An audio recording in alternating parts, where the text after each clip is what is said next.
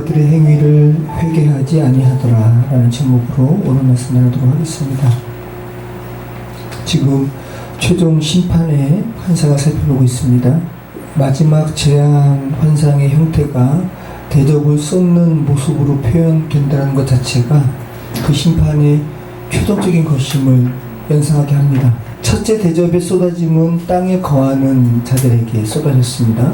그래서 악하고 독한 전기가 나서 그들을 괴롭게 했고, 두 번째 대접은 바다에 쏟아졌습니다. 결과는 모든 생물이 죽었습니다. 점차 강화되는 거죠, 재앙이. 세 번째 대접은 강과 물 근원에 쏟아졌습니다. 그래서 피가 되어서 사람들이 고통받게 되는 그런 환상이었습니다. 그리고 잠시 그 셋째 환상에 대한 설명이 나오고 있었는데, 악인들에게 반드시 하나님의 심판이 임하고 하나님의 공의는 실현된다라는 것을 우리는 요한계시록 말씀을 통해서 알게 됩니다. 오늘 말씀을 8절 9절 우리 한번 읽어보겠습니다. 넷째 천사가 그 대접을 해에 쏟음에 해가 권세를 받아 불로 사람들을 태우니 사람들이 크게 태움에 태워진지라. 이 재앙들을 행하는 권세를 가지신 하나님의 이름을 비방하며 또 회개하지 아니하고 주께 영광을 돌리지 아니하더라. 제가 공동번역으로 한번 읽어볼게요. 넷째 천사가 자기 대접에 든 것을 해에 쏟았습니다. 그 결과 해는 불로 사람들을 태우는 권한을 받았습니다. 몹시 뜨거운 열이 사람들을 지져댔습니다. 그러나 그들은 자기들의 잘못을 뉘우치거나 하나님을 찬양하기는커녕 그 재난을 지배하는 권세를 가지신 하나님의 이름을 저주하였습니다. 약한 자들이 얼마나 그 심령이 악독한지를 지금 말씀하고 있습니다. 네 번째 재앙은 하늘의 해에 대한 재앙입니다. 여러분, 지금 해는 사람들을 이롭게 해요, 괴롭게 해요? 현재 사람들을 이롭게 하죠. 해는 생명체와 사람들에게 이로움을 주는 그런 하나님의 그런 창조 피조물이죠.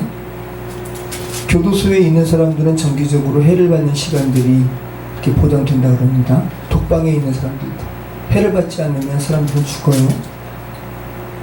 어제 집에 가면서 저희 공방을 보니까 지금 푸르러요. 앞에 이렇게 나무도 많고 옆에도 막 이렇게 풀들이 자라가지고 지금 푸르른데, 어제 집에 가면서 아이 엄마가 그러는 거예요. 벤자민이라는 나무가 있는데 요 안에 저 뒤에 있었거든요. 실내에 있을 때는 거의 뭐 죽듯이 이렇게 메말랐는데 지금 밖으로 보내니까 울창해졌어요. 너무 무성해졌습니다. 지금 저 뒤에 있는 다육이가 저희 공방 시간만큼 함께 하는 건데 무성해졌죠. 창가에 있어가지고 사람들이 이렇게 물어보는 거 어떻게 다육이가 잘 자라요? 해를 받는 창가에 있어가지고 너무 잘 자라고 있습니다. 이렇게 생동감 있게 하는, 생명체에게 생동감을 주는 해가 오늘 본문에는 사람에게 고통을 주는 존재로 그렇게 등장하는 거죠. 넷째 천사가 재앙이 담긴 그 대접을 해에 쏟으니까 해가 이제 사람을 고통스럽게 하는 거예요. 태우는 겁니다. 그러면서 그 결과가 기록되어 있는데, 그러니까 넷째 대접 재앙은 성경을 읽는 이로 하여금 악인들이 어떤 자인지 드러내는 그런 현상입니다. 악인들이 지금 뭐라 그래요? 그렇게 태양으로 지저대도 그들이 하나님의 이름을 어떻게 한다고요? 비방한다고요. 세 가지를 이야기합니다. 악인들은 하나님의 이름을 비방하고 또 회개하지 않고 주님께 합당한 영광을 돌리지 않습니다. 이렇게 세 가지를 이야기하고 있습니다. 이 비방한다라는 단어 블라스페메오라는 겁니다. 그리고 헬라어 시제에 특별히 미완료 시제라는 것이 있는데 미완료 시제로 표현되어 있어요. 여러분 한번 미완료되었다. 어떤 겁니까? 여러분에게 그렇지 완료되지 않았다. 그렇게 자신들의 죄악으로 말미암아 고통을 받아도 악인들은 하나님을 향한 비방하는 것을 지금도 멈추지 않고 있다. 계속하고 있다. 이 악인들의 아주 지독함이라는 거죠. 요한계시록에 하나님의 이름을 비방한다라는 표현이 지금 두 번째 나오고 있습니다. 그리고 대접재앙이 총 3번 나와요. 오늘 본문에만 2번 나옵니다. 4번째 대접재앙, 5번째 대접재앙에 하나님의 이름을 비방한다라는 표현이 이렇게 계속 나오고 있어요. 그리고 7번째 대접재앙에서도 하나님의 이름을 비방하는 그런 신성 모독하는 모습이 나옵니다. 여러분, 요한계시록에서 처음 하나님을 비방하는 신성 모독과 관련된 부분이 어디 나왔을까요? 7번째 나팔에 대한 환상 이후에 계시록 12장과 13장에 교회가 죄된 세상에서 어떻게 존재하는지를 광야에서 하나님께 양육받는 여자의 모습으로 그렇게 설명하고 있었죠. 그리고 그 여자, 교회를 괴롭히는 존재를 큰 용, 옛뱀, 그렇게 상징화해서 표현하고 있었고, 그것과 관련해서 바다에서 나오는 짐승, 땅에서 올라오는 짐승으로 이렇게 악한 시스템과 관련해서 이렇게 표현하고 있었는데, 그 중에서 바다에서 나오는 짐승과 관련해서 이것은 어떤 악한 권세를 가진 그 시스템이라고 했습니다. 그리고 땅에서 올라오는 짐승은 거짓 선지자와 관련된 모습으로 그렇게 표현되고 있었고, 그 악한 정치 권력, 악한 이 세상의 시스템과 관련해서 그들이 그 하나님께 신성 모독하는 존재라는 표현이 나오고 있었죠. 계시록 13장 1절입니다. 공동 번역으로 또 나는 짐승 하나가 바다에서 올라오는 것을 보았습니다. 그 짐승은 뿔이 10개고, 그러니까 다니엘서를 차용한 겁니다. 머리는 또 7이었습니다. 그 뿔에는 각각 관이 하나씩 쓰여져 있었으며 그 머리마다 하나님께 모독이 되는 이름이 쓰여 있었습니다. 그러니까 지금 어떤 악한 권세와 관련해서 요한계시록에서 가장 먼저 나온 이 신성 모독과 관련된 표현이 오늘 해가 쏟아지는 재앙을 받음에도 신성 모독하는 행위를 멈추지 않는 죄된 가운데 있는 이들을 표현하면서 이렇게 신성 모독과 관련된 표현이 나오고 있다는 것은 그 악한 자들이 지금 누구에게 속해 있음을 지금 말하고 있는 거예요. 옛뱀, 마귀, 그 악한 것에 속해 있는 자들임을 지금 드러내고 있는 거죠. 여러분, 가끔 인터넷상의 글에서 하나님을 모독하는 글들을 많이 보죠. 신성 모독하는 자들이 누구에게 속해 있다고요? 악한 자, 옛뱀, 사단에게 속해 있음을 요한계시록은 환상으로 드러내고 있잖아요. 인터넷상이든 뭐든 글이든 자신의 입으로든 하나님을 신성 모독하는 그 이면에는 뭐가 도사리고 있다고요? 사단에게 영향받고 있음을 지금 드러내고 있는 표현이라는 거죠. 그러니까 내 의지로 이건 내 맘이지 나 하나님 안 믿어 라고 신성 모독하는 발언을 하더라도 그 이면에는 정말 하나님께 속해 있으면 그런 표현을 못하는 것이죠. 자, 2번째 악인들의 행동이 뭐라고요? 첫 번째는 하나님을 비방하는 행위를 멈추지 않는 것이고, 2번째는 회개하지 않는 것. 헬라어로 메타노에오라는 말이에요. 의미는 깊게 숙고하여 마음을 바꾼다라는 의미가 이 메타노에오라는 의미입니다.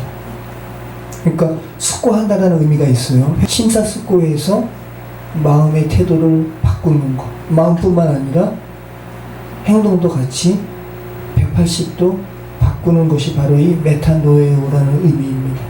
그리스의 군사들이 앞으로 이렇게 전진하다가 장군이 메타노에오라고 이렇게 외치면 우리말로는 뭐예요? 군인들이 행진하다가 뒤로 돌아. 그러면 180도로 헬라 군사들이 뒤로 도는 거죠. 이게 바로 메타노예요. 회개하는 거. 그러면 자신을 죽이는 그런 죄된 생활 가운데 계속 진행하다가 하나님께서 메타노예요라고 외치면 정말 그들이 살려면 어떻게 해야 되는 거야? 그 하나님의 말씀을 듣고 뒤로 돌아야죠. 이것이 바로 회개라는 거죠. 근데 악한 자들이 어떻게 한다고요? 회개하지 않는다. 메타노예요 하지 않는다. 나 마음으로는 회개했어요. 아니요. 회개는 마음과 행위가 같이 가야 돼요. 그죠? 왜? 우리는 마음으로만 존재하는 그런 이들이 아니니까. 전인적인 존재이기 때문에 마음과 행위가 함께 갑니다. 여러분, 오늘 말씀을 통해서 우리 인간에게 있어서 일생 가운데 가장 먼저 해결해야 할 태도는 하나님께 대한 회개라는 것을 우리는 알게 됩니다.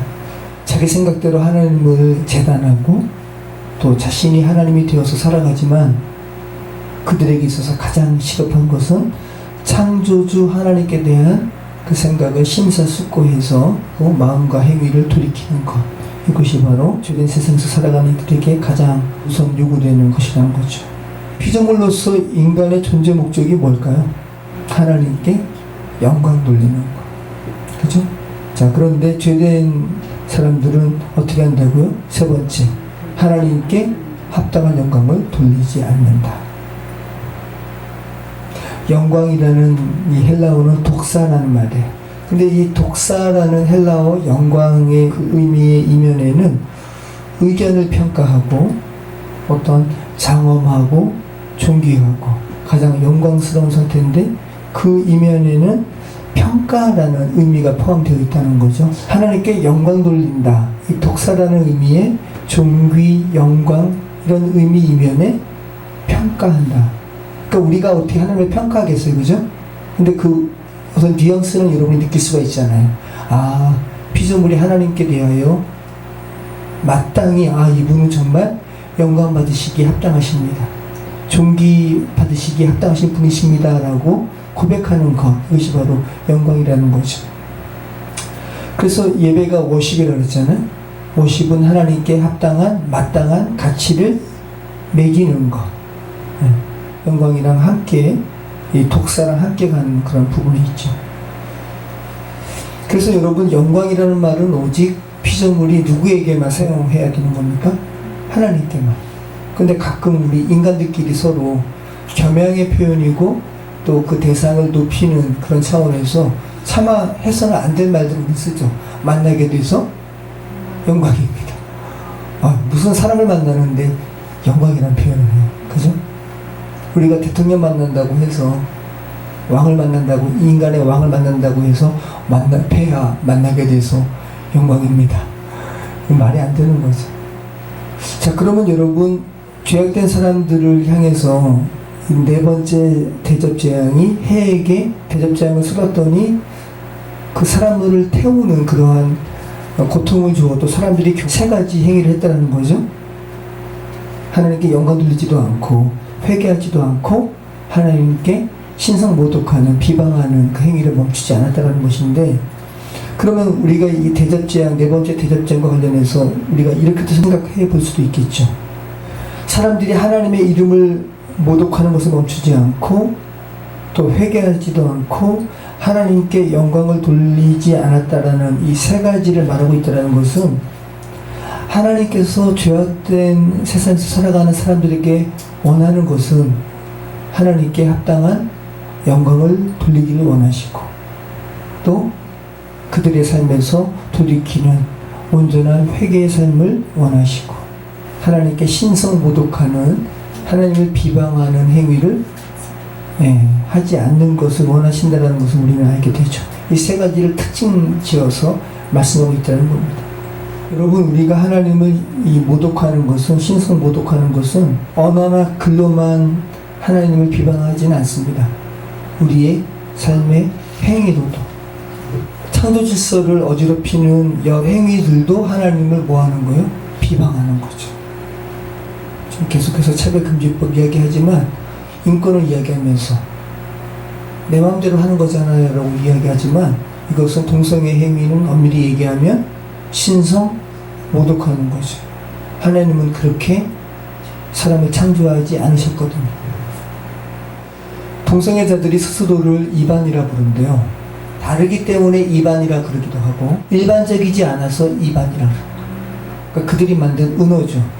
우리는 일반적이지 않아요. 그러니까 전통적인 그런 가치들을 다 부인하는, 영리를 취하는 이러한 어떤 노골적인 의사 표현인 거죠. 우리는 이반입니다.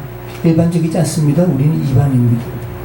그래서 동성애는 전통적인 가치를 무너뜨리고 전통적인 가치를 깨뜨리고 일반적인 것을 무시하고 자신의 특별함을 드러내고자 하는 묘한 죄성이 숨어있는 것이 동성애라는 것을 우리가 알게 됩니다. 스스로를 이반이라 칭한다는 거죠. 나다움을 그렇게 추구한다 그랬죠. 다 같은 맥락이죠. 참된 나다움은 스스로 찾는 것이 아니다.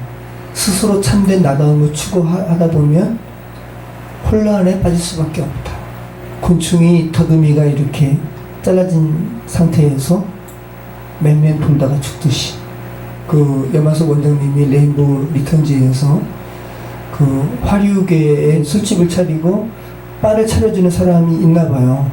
그분 중에서 한 분이 나오셔서 인터뷰하시는데, 호모바를 찾는 직종 중에 가장 많은 이들이 의사랑 공무원이래요. 의사와 공무원, 이 세상에서는 어떤 사람들이죠? 경제적으로 윤택하고 안정적인 사람들. 왜 그럼 그들이 그러한 업소를 찾을까요? 그렇게 일탈에 빠지게 될까요? 어쩌면 무료함을 그렇게 자극적인 것으로 무료함을 깨뜨리려는 시도일 수도 있고, 그런 무료함을 그런 자극적으로 극복하려는 것일 수도 있고, 하지만 여러분, 동성애가 어떤 것인지, 아까 회개의 의미가 뭐라고 그랬죠? 심사숙고해서 자신의 삶을 돌이키는 것. 회개의 의미로 그 동성애와 관련해서 심사숙고해서 살펴본다면 그 행위가 정말 하나님 앞에서 악한 행위인 것을 우리는 알게 됩니다. 의사나 공무원들이 돈 몇 푼을 던져주고, 그죠? 같은 인간에게 그런 행위를 시키는 거 아니에요? 그게 악한 행위라는 거죠. 과거 시대에, 옛날 시대에 한 사람을 왜 부리는 것과 다르지 않죠.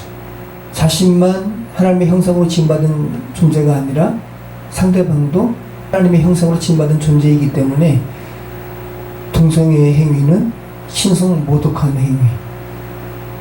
행위라는 것을 우리는 부인하지 못한다는 말씀이에요. 참.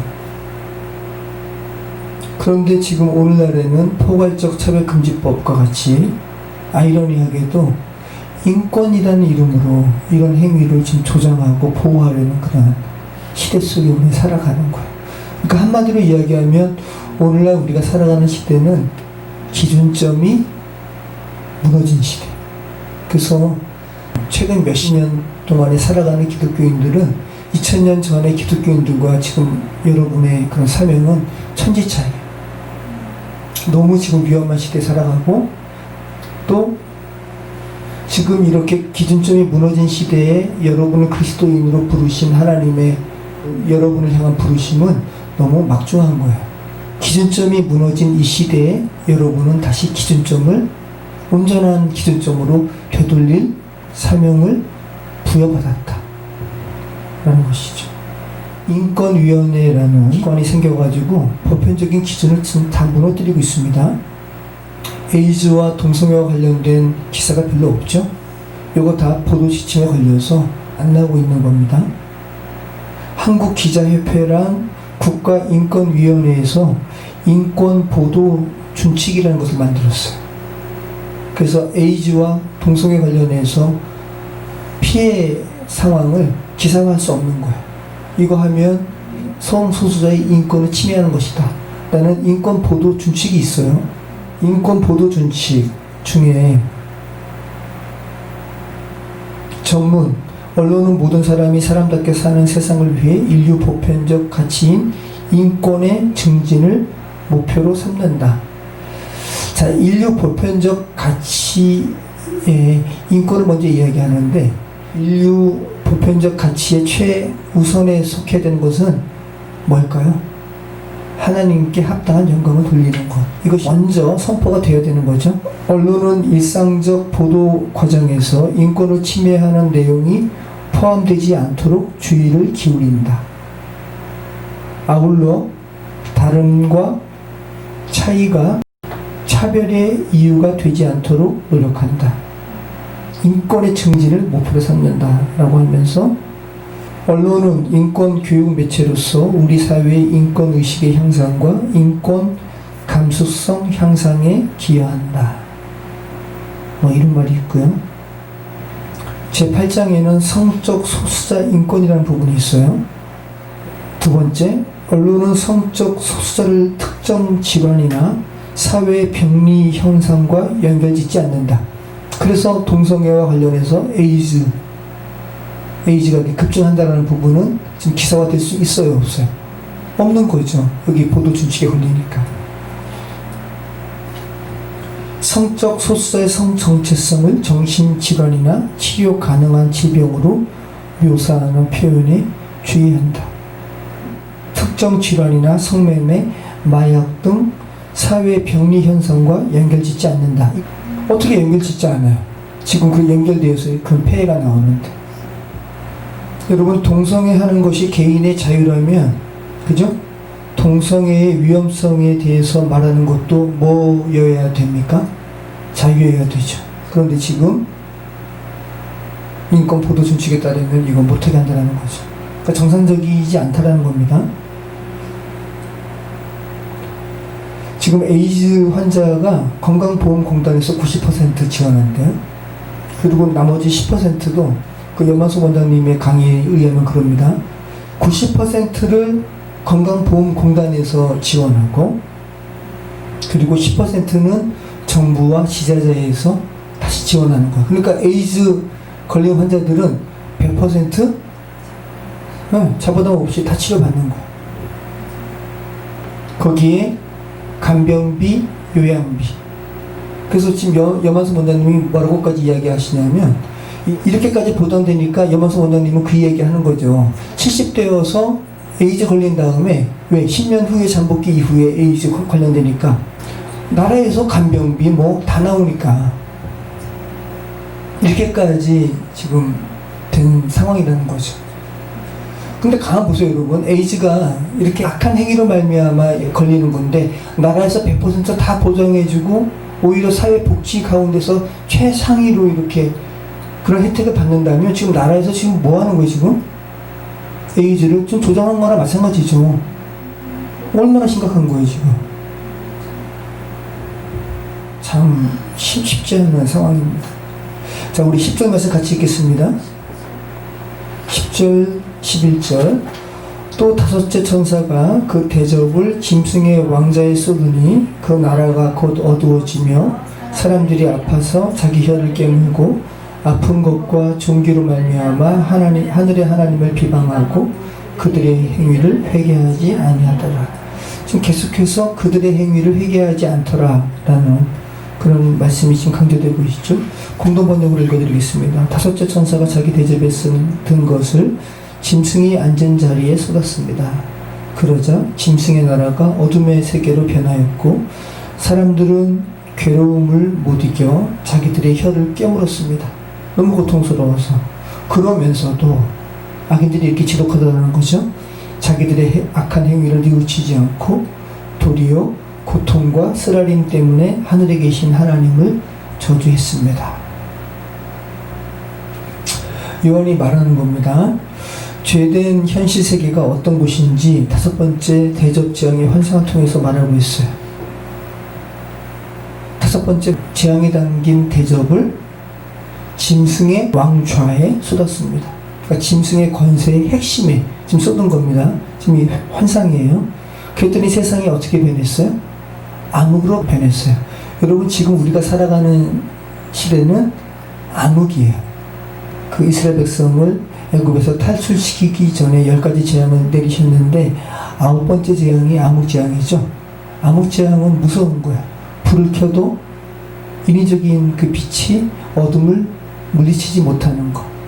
우리가 지금, 여러분이 지금 눈 뜨고 있다고 지금 세상을 다 제대로 보는가? 그렇지 않다고 성경은 이야기하는 거죠. 성경은 세상이 어떻다고 이야기합니까? 어둡다고 이야기합니다. 그래서 이 어두운 세상에서 살아가는 사람들은 각각 자기에게 비치는 참빛 예수 그리스도를 만나야 되는 그런 존재들인 것이죠. 바울이 전도여행 가운데 아그리빠 왕에게 자기가 어떻게 해서 예수 그리스도를 증거하게 되었는지 그 고백하는 장면이 있거든요. 사도행전 26장 17절 말씀 우리 같이 한번 읽어보겠습니다.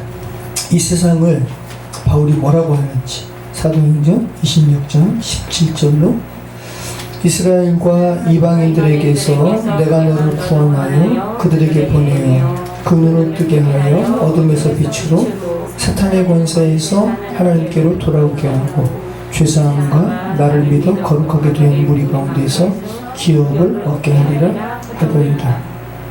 네. 자, 하나님께로 돌아오지 않는 이들이 지금 어디에 있다는 거예요? 어둠에 있다는 것이죠. 그리고 하나님의 나라가 아니라 누구의 권세 아래 있다고요? 사탄의 권세. 네. 바울이 자신이 다메섹 도상에서 이렇게 사명받은 것에 대해서 이야기하면서 이 세상이 어떤 곳인지 아그리빠 왕에게 이야기하는 거죠. 그러니까 이 듣는 아그리빠 왕이 지금 누구의 권세 아래 있다는 것은 바울이 말하는 겁니까? 사탄의 권세 아래 있다. 그리고 당신은 어둠 안에 있다. 라고 지금 말을 하고 있는 거죠. 자, 이 어두운 세상에 살아가는 이들이 이 어둠으로 말미암아서 사람들이 아파서 자기를 깨물고, 참 이게 아주 환상이 핵심적으로 지금 말씀하고 있는 거죠.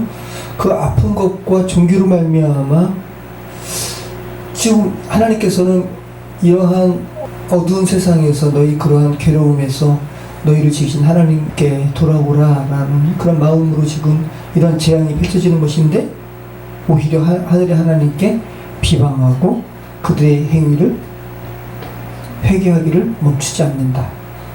계속해서 지금 고발하고 있는 겁니다. 그러면서 계속해서 하나님을 모독한다. 지금 우리가 살아가는 어두운 세상, 죄된 세상은 하나님을 모독하는 시대라고, 비방하는 시대라고 네 번째, 다섯 번째 재앙은 지금 말씀하고 있는 겁니다. 여러분의 친구들이 지금 학교에서 하나님 모독하죠? 비방하죠? 네. 죄된 세상이 지금 그렇게 하나님을 모독하고 비방하죠. 그런 인간에 대해서 성경이 줄곧 말하는 바는 뭐라 그래요? 그들이 완고하다고, 결코 하나님을 향한 모독하는 행위에서 돌아오지 않는다고, 멈추지 않는다고, 그렇게 고집스러운 존재라고 그렇게 말씀하고, 로마서 말씀은 하나님께서는 계속 그러면 어떻게 하신다고요? 내버려 두신다고요. 여러분, 그대로 있으면 죽는데 가장 큰 그 처벌은 뭘까요? 내버려 두는 거예요. 로마서 1장 24절로 32절 말씀, 여기에 내버려 두신다라는 표현이 3번이나 나옵니다. 한번 보세요. 어떤 부분에서 내버려 두신다라는 표현이 나올까? 그러므로 하나님께서 그들을 마음의 정욕대로 더러움에 내버려 두사 그들의 몸을 서로 욕되게 하셨으니, 이는 그들이 하나님의 진리를 거짓 것으로 바꾸어 피조물을 조물주보다 더 경배하고 섬깁니다. 주는 곧 영원히 찬송할 이시로다. 아멘. 이 때문에 하나님께서 그들을 부끄러운 욕심에 내버려 두셨으니, 두 번째 나오죠. 곧 그들의 여자들도 순리대로 쓸 것을 바꾸어 영리로 쓰며, 그와 같이 남자들도 순리대로 여자 쓰기를 버리고 서로 향하여 음욕이 부릴 듯하며, 남자가 남자와 더불어 부끄러운 일을 행하여 그들의 그릇됨에 상당한 보응을 그들 자신이 받았느니라. 또한 그들이 마음에 하나님 두기를 싫어하며 하나님께서 그들을 그 상실한 마음대로 내버려 두사 합당하지 못한 일을 하게 하셨으니, 곧 모든 불의, 추악, 탐욕, 악의가 가득한 자요, 시기살인, 분쟁, 사기, 악독이 가득한 자요, 수근수근하는 자요, 비방하는 자요, 하나님께서 미워하는 자요, 능욕하는 자요, 교만한 자요, 자랑하는 자요, 악을 도모하는 자요, 부모를 거역하는 자요, 우매한 자요, 배약하는 자요, 무정한 자요, 무자비한 자라.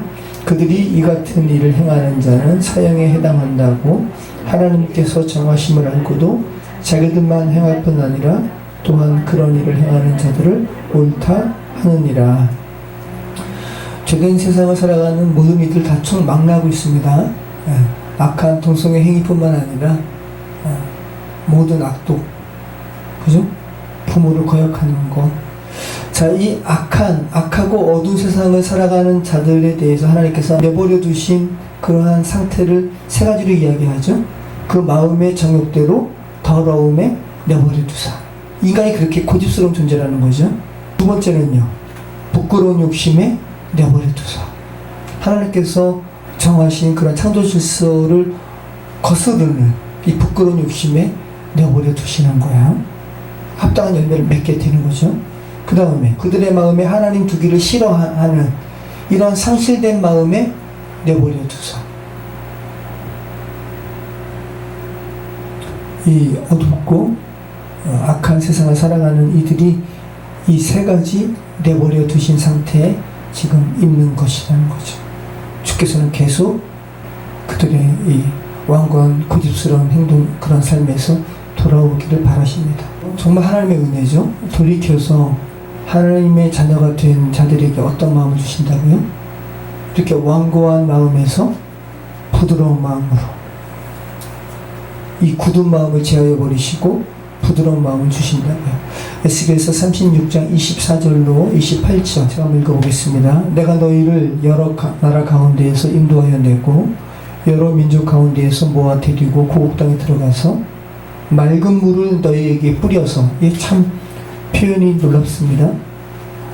이렇게 완고한 이들을 주께서 데려와서 맑은 물을 너희에게 뿌려서 너희로 정결하게 하되 곧 너희 모든 더러운 것에서와 모든 우상 숭배에서 너희를 정결하게 할 것이며 또 새 영을 너희 속에 두고 새 마음을 너희에게 주되 너희 육신에서 굳은 마음을 제거하고 마음을 줄 것이며 또 내 영을 너희 속에 두어 너희로 내 율례를 행하게 하리니 너희가 내 규례를 지켜 행할지라. 내가 너희 조상에서 준 땅에서 너희가 거주하면서 내 백성이 되고 나는 너희 하나님이 되리라 라고 말씀합니다. 간단하게 정리하겠습니다. 여러분, 요즘에 젠더라는 말을 참 최근에 많이 들으셨죠? 95년도 이후에 이렇게 나온 말이에요. 원래는 남성, 여성, 이 성은 이렇게 두 가지잖아요. 근데 지금 젠더라는 말이 나와서 성이 50가지가 넘게 되었고요. 위에서부터 아래로 인위적으로 만드는 현상이라는 거죠. 정책적으로 이렇게 하기 때문에 더 어때요? 강력하고 강제적이에요.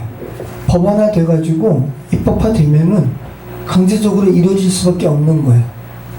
여러분, 진보 이렇게 여러분 좋아하실 것이 아니라 신앙이 없는 진보를 추구함은 바벨의 죄를 쌓는 것과 하등 다를 바 없습니다. 우리는 지금 참 특별한 시대를 살아가고 있고요. 저와 여러분 또 여러분의 자녀들은 이 지금껏 한 번도 살아보지 않았던 상황 속에 지금 어린아이들, 청소년들이 지금 놓여 있습니다. 어려서부터 성 정체성에 대한 혼란에 지금 놓여 있는 상태. 이런 상태 속에서 우리 기독교인들, 성인들은 지금 어떻게 좀 대처해야 하는가? 여러분이 기도하면서 자녀를 잘 양육해야 되는 시대 속에 우리는 살아가고 있습니다. 여러분 많이 기도해야 되는 상황입니다. 지금 시대는 어떤 시대라고요? 고의로 하나님을 모독하는 시대다.